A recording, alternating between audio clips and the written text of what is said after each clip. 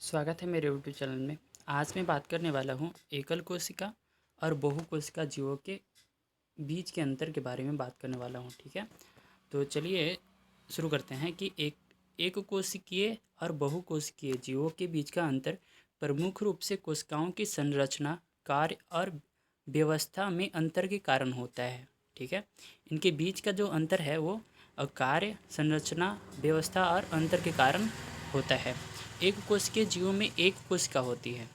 अब क्या बोल रहा है कि एक कोशिकीय जीवों में केवल एक ही कोशिका होती है, जबकि बहुकोशिकीय जीवों में कई कोशिकाएं होती हैं, वो बहुत सारे कोशिकाएं होती हैं। ठीक है, एक कोशिकीय जीव सभी कोशिकीय क्रियाओं को एक ही कोशिका द्वारा सुलझाते हैं। मतलब एक कोशिकीय जीव होते हैं वो अपना जितनी भी सारी उनकी क्रियाएं होती हैं वो एक कोशिका के द्वारा संपन्न होती हैं, जबकि बहुकोशिकीय जीव कोशिकाओं के एक सुपरिभाषित, ठीक है, समूह के माध्यम से विशिष्ट कोशिका क्रियाकलापों को अंजाम देते हैं। मतलब हम लोग अगर मनुष्य का बात करें तो उनका जो जो क्रियाकलाप है वो अलग अलग कोशिकाओं के द्वारा संपन्न होती है। जैसे हम लोग देखते हैं, ठीक है, तो देखने के लिए हमारा नेत्र है, सांस लेने के लिए हमारा क्या है, नाक है। लेकिन ये एकल कोशिका में सारा क्रिया क्या कैसे होती है, केवल एक कोशिका के द्वारा होती है। एक कोशिकीय जीवों में कोशिकाओं की व्यवस्था बहुत सरल होती है, जबकि बहुकोशिकीय जीवों की कोशिकाओं की व्यवस्था करना जटिल लगता है। ठीक है, आगे चलते हैं। तो आगे है कि कोशिकाओं की संख्या आकार के आधार पर कोश एक कोशिकीय और बहुकोशिकीय जीवों में कोशिकाओं प्रकार की दो प्रमुख श्रेणियां हैं। ठीक है, तो एक कोशिकीय जीवों में छोटे आकार की एकल कोशिका होती है। आगे है कि एक कोशिकीय जीवों में छोटे आकार की एकल कोशिकाएं होती हैं, जबकि बहुकोशिकीय जीवों में बड़े आकार की कई कोशिकाएं होती हैं। एक कोशिका में केवल एक ही कोशिका होती है और बहुकोशिका में बहुत सारी कोशिकाएं होती हैं। अगला है कि एक कोशिकीय जीवों में कोशिकाओं की व्यवस्था बहुकोशिकीय जीवों की तुलना में सरल होती है। ठीक है, एक कोशिकाओं में कोशिकाओं की व्यवस्था क्या होती है, सरल होती है बहुकोशिकीय की तुलना में। आगे है कि एक कोशिकीय जीव सूक्ष्म होते हैं। जो एक कोशिकीय जीव होते हैं वो सूक्ष्म होते हैं, वे केवल सूक्ष्मदर्शी के नीचे दिखाई देते हैं, जबकि बहुकोशिकीय जीव माइक्रोस्कोपिक होते हैं। इसे हम क्या कर सकते हैं, नग्न आंखों से इनको पता लगाया जा सकता है, मतलब देखा जा सकते हैं ये नग्न आंखों से। अगला है कि एक कोशिकीय जीवों में प्रोकैरियोटिक बैक्टीरिया और यूकैरियोटिक प्रोटोजोआ, एक कोशिकीय शैवाल, एक कोशिकीय कवक आते हैं। कोशिका प्रकार के सूक्ष्म जीव, ठीक है, दोनों शामिल है। मतलब क्या, यूकैरियोटिक और प्रोकैरियोटिक एक कोशिका में शामिल होते हैं। आगे है कि एक कोशिकीय जीव, ठीक है, इनके बारे में जान लेते हैं। एक कोशिकीय जीव के बारे में, एक कोशिकीय जीव को जीवित जीवों के रूप में परिभाषित किया जा सकता है। जीवित जीवों के रूप में परिभाषित किया जा सकता है जिनमें केवल एक कोशिका होती है। किसमें, एक कोशिका में केवल एक ही कोशिका, एक कोशिकीय जीवों में केवल एक ही कोशिका होती है।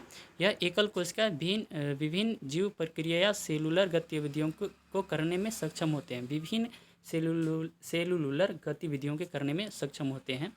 इसमें प्रोकैरियोटिक जीव जैसे बैक्टीरिया और आर्किया और यूकैरियोटिक जीव जैसे प्रोटोजोआ, एक कोशिकीय शैवाल और एक कोशिकीय कवक शामिल होते हैं। ठीक है, आगे है एक कोशिकीय जीवों की विशेषताएं। इनकी विशेषताएं क्या क्या होती हैं। एक कोशिकीय जीवों की मुख्य विशेषता है कि वे सूक्ष्म होते हैं, ये बहुत छोटे होते हैं। इसे नंगी आंखों से आसानी से नहीं देखा जा सकता है। अधिकांश जीव आमतौर पर विखंडन, ठीक है, निमोदित और तीव्र आधारी विखंडन जैसे अलैंगिक तरीकों से प्रजनन करते हैं। ठीक है, एक कोशिका कैसे प्रजनन करेंगी, विखंडन के द्वारा, नवोदित के द्वारा, द्विधारी विखंडन जैसे अलैंगिक तरीकों से प्रजनन ये करती हैं। जबकि इनमें उनमें से कुछ संयुग्मक के माध्यम से प्रजनन भी कर सकते हैं। एकल कोशिका संगठन के कारण कोशिकाओं की व्यवस्था काफ़ी सरल होती है, मतलब बहुत आसानी से होती है। ये जीव अत्यधिक गर्मी, अम्लता, लवणता आदि में अच्छी तरह से विकसित हो सकते हैं। मतलब ये कहीं भी जीवित रह सकते हैं, जैसे कैसा भी वातावरण में, जैसे गर्मी, बहुत ज़्यादा गर्मी में जीवित रह सकते हैं, बहुत ज़्यादा अम्लता मतलब में भी जीवित रह सकते हैं, और लवणता में भी जीवित रह सकते हैं। आगे है बहुकोशिकीय जीव, ठीक है, इनके बारे में कुछ जान लेते हैं।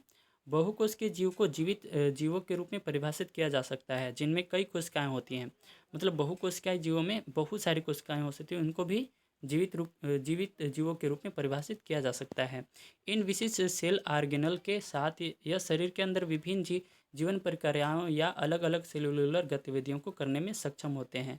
इनमें से केवल यूकेरियोटिक जीव जैसे कीड़े, जानवर, पक्षी, मनुष्य आदि शामिल होते हैं। ठीक है, केवल यूकेरियोटिक जीव ही होते हैं बहुकोशिकीय जीवों में।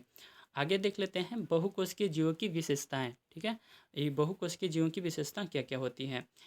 एक बहुकोशिकीय जीव मुख्य विशेषता यह है कि माइक्रोस्कोपिक होते हैं। ये क्या होते हैं? माइक्रोस्कोपिक होते हैं। इसे खुली आंखों से आसानी से देखा जा सकता है बहुकोशिकीय जीवों को। अधिकांश जीव आमतौर पर यौन विधियां जैसे जाइगोट के निर्माण द्वारा, ठीक है, मतलब आमतौर पर ये यौन विधियां के माध्यम से प्रजनन करते हैं। यौन विधियों के माध्यम से ये प्रजनन करते हैं अपना। जबकि उनमें से कुछ सदस्य अलैंगिक साधनों जैसे नवोदित बीजाणु निर्माण आदि को भी पुनः उत्पादन कर सकते हैं। ठीक है, कई कोशिका संरचना के कारण कोशिकाओं की विशेषता काफ़ी जटिल होती है। कोशिकाओं की संख्या बढ़ने पर इन जीवों का आकार भी बढ़ता रहता है, बढ़ जाता है। ठीक है, आगे देखेंगे कोशिका एक कोशिकीय और बहुकोशिकीय जीवों के बीच समानता, मतलब एक कॉमन क्या क्या होती है एक कोशिका और बहुकोशिका जीवों में। एकल एकल और बहुकोशिका वाले दोनों जीव जीवन की एक कार्यात्मक इकाई को अपनाते हैं जिसे कोशिका के रूप में जाना जाता है। ठीक है, अगला है इन दोनों में प्लाज्मा झिल्ली और कोशिका द्रव पाई जाती है। आगे है वे जीन अभिव्यक्ति के लिए डीएनए और राइबोसोम युक्त समान विशेषताएं रखती हैं दोनों, एक कोशिका जीव और बहुकोशिका जीव। कोशिका विभाजन की प्रक्रिया आमतौर पर समसूत्रण या अर्ध विभाजन के माध्यम से होती है। ठीक है, इन्हें कार्य करने के लिए सेलुलर ऊर्जा की आवश्यकता होती है। तो इतना ही था। आशा करता हूँ कि ये वीडियो आपके लिए लाभदायक हो। अगर हमारे चैनल पर पहली बार आए हैं तो वीडियो को लाइक और चैनल को सब्सक्राइब जरूर कीजिएगा। मिलते हैं आपसे अगले वीडियो में, तब तक के लिए धन्यवाद।